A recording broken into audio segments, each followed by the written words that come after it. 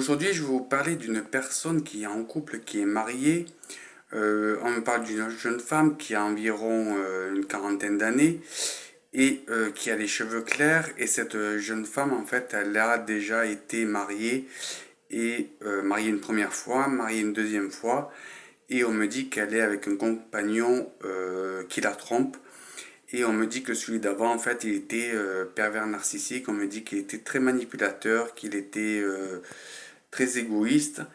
Et au niveau de ce deuxième mariage, on me dit que cet homme, lui, il la trompe, qu'il en a marre de cette relation et qu'il a envie de passer à autre chose.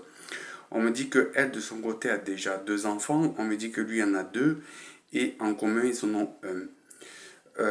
Qu'est-ce qu'on peut me dire encore sur cette relation? On me dit qu'elle se dégrade petit à petit. On me dit que d'ici 3 4 mois, ils vont parler de séparation et un divorce plutôt sur l'année prochaine.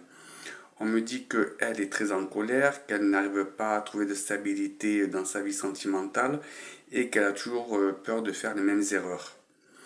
Et ce qu'on me dit en fait, c'est qu'elle n'a pas rencontré encore la bonne personne, qu'elle va la rencontrer plutôt sur fin 2026, début 2027, quelqu'un de stable, qui est un petit peu spirituel. Et on me dit que ça serait une relation karmique. On me dit que les deux mariages qu'elle a eu auparavant, c'est quelque chose qu'elle devait vivre, quelque chose qu'elle devait expérimenter et quelque chose qu'elle devait réparer.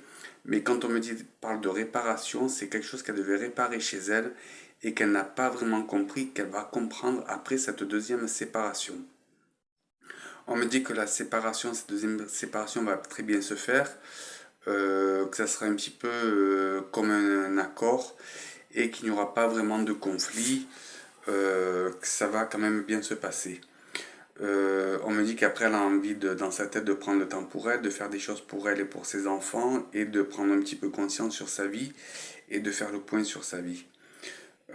Malgré cette deuxième séparation, on me dit que c'est quand même quelque chose d'assez douloureux puisque elle ne comprend pas certaines choses qu'elle comprendra un peu plus tard.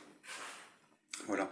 Ces deux personnes sont plutôt dans le sud. On me dit qu'ils habitent une maison, quelque chose qui est à étage, qui est quand même assez spacieux et qui est dans une petite ville. On me dit qu'il y a un petit peu de verdure autour.